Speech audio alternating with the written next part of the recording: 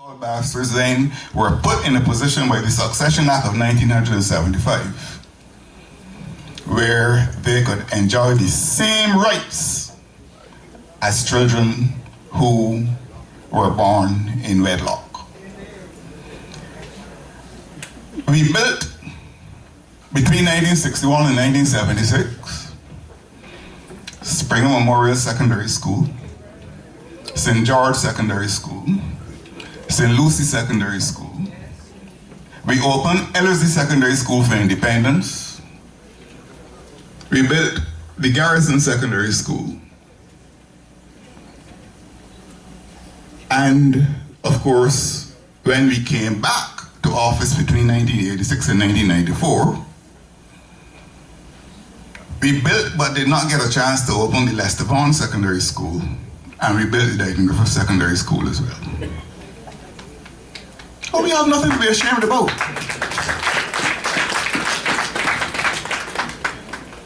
The scourge of domestic violence, a horrible inheritance from the days of slavery, attracted the attention of the Democratic Labour Party government between 1991 and 1994, and we passed the Domestic Violence Protection Orders Act to protect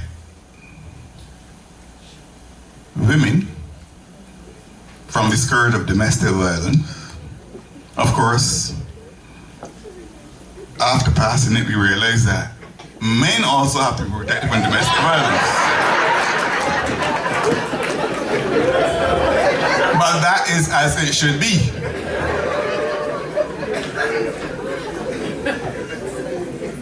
And all of these things we did as the government of Barbados.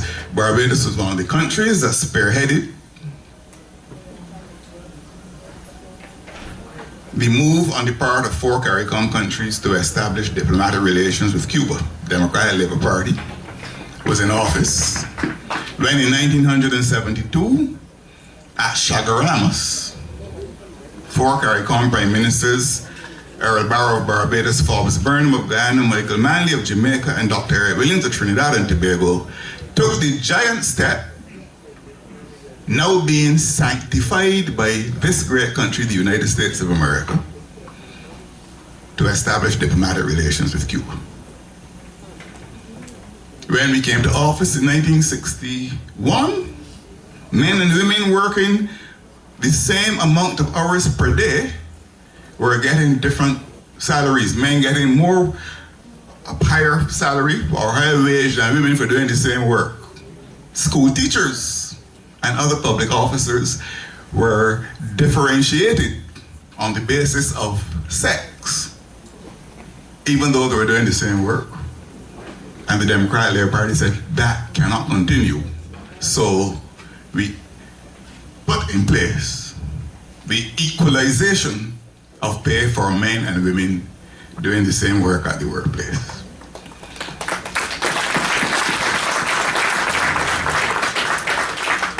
So that's why I say that if you are a friend of the DLP or a member of the DLP, you have nothing of which to feel ashamed. When you come to Barbados and you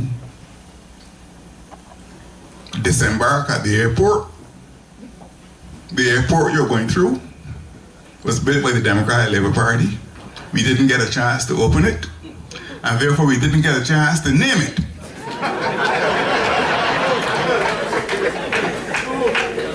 But we don't have any quarrel with that. The point is it's there and nobody can lift it up and carry it anywhere.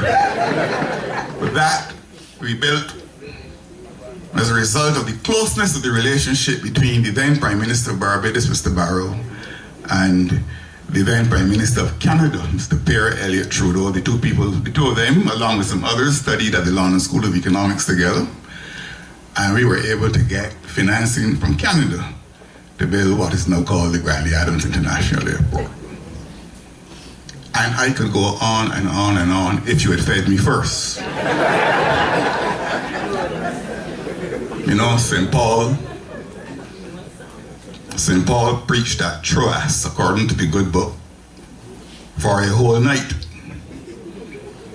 And if I were in a Pauline mood tonight, I would speak for a whole night here, but that is not my purpose.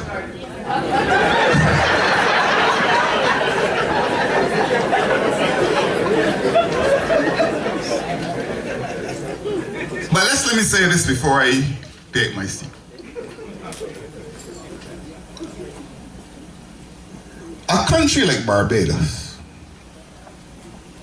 but let me say this before I make that point.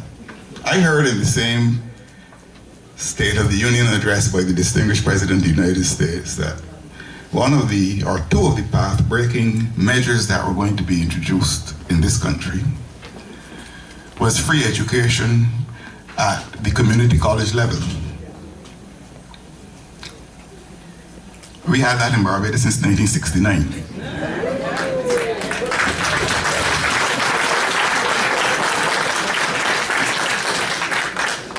I heard it also said that there was going to be introduced sick leave with pay for 7 days.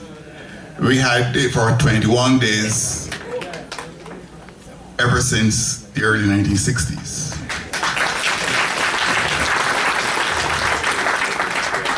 Small countries like Barbados, we cannot determine the price at which oil is sold on the world market. In fact, we scarcely have any oil in Barbados. The Barbados National Oil Company now produces per day about 800 barrels of oil. And we need 10,000 barrels of oil per day to keep Barbados turning over. So that tells you where we are. We have just put in place, I piloted the bill myself, a new Electric Light and Power Act to shift our economy away from reliance on fossil fuels to renewable sources of energy. And we've set the target of having electricity in Barbados generated 29% of our electricity generation we want to come from renewable sources by the year 2029. So we can't determine the price at which oil is sold on the world market. We can't cause any global economic downturn. We're not large enough for that. We don't have the purchase, the leverage, economic leverage for that. We can't fight ISIS and hope we never have to fight them. We can't determine any of those things. But we can determine something. Those are things beyond our control. The question is, what is within our control? We can determine who we are. We can determine what kind of people we want to be. And those things that are within our control, we have to continue to manage and to optimize so that we can continue to claim the respect and the admiration of all those people who have to come into contact with Barbadians from time to time. So how we deport ourselves and how we comport ourselves, our attitude to work, the kind of standards we set for ourselves and the determination with which we pursue the observance of those standards, all of these things are things within our control. And I want to urge all of you here in New York, all members of the diaspora here in the United States of America, to take hold of those things over which we have control, over which all human beings have control. And let us maximize and optimize the output of those things so that it will continue to be said of Barbados that small though we are, we continue to punch above our weight, as the former United Nations Secretary General, Mr. Kofi Annan, said of Barbados. Nobody has promised us that life is going to be easy. Life was never intended to be easy. I know whereof I speak. It was certainly never easy for me. My father died when I was just 9 years old, got killed in a sugar factory on the last day of the sugar crop in 1960. My mother was at that time working for $5 per week as a maid at a plantation. I had to go to school, secondary school. One thing I would say about her is that she made sure I had all of my books. I see my very good friend Henderson Clark here tonight, who was my exact contemporary at Boys Foundation School. His parents were no different. We had to fight. Many days, we went to school with our books, with our bus tickets, and with our faith. Not with any lunch, with our faith. But we fought life. And every human being, in whatever circumstances he or she may find himself or herself, has to meet particular struggles. Our struggles would have been financial. Some people's struggles are health related. Everybody has a narrative, and life has to be fought. There is no gain without pain. If you don't carry your cross, you cannot appreciate what it is to wear a crown. And therefore, sacrifice is not a crime. So those things over which we have control, and those things that we can manage, let us manage. The famous poet from this country, Henry Wordsworth Longfellow, in a poem called The Psalm of Life, wrote, "Not enjoyment and not sorrow is our destined end or way, but to act that each tomorrow finds us farther than today." And that is what life is about.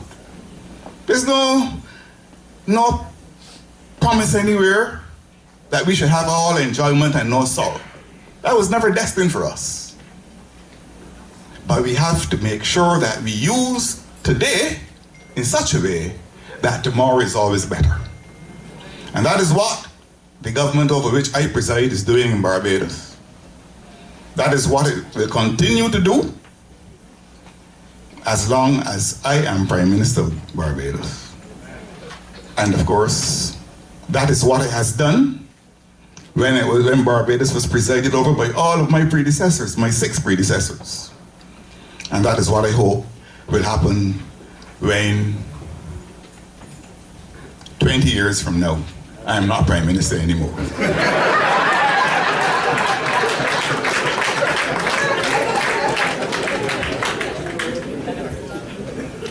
So,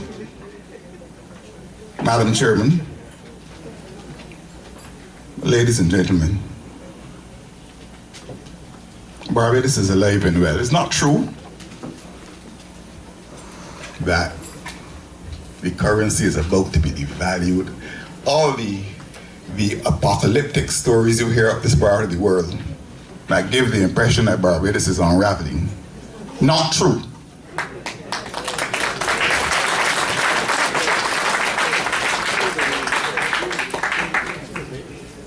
Country's currency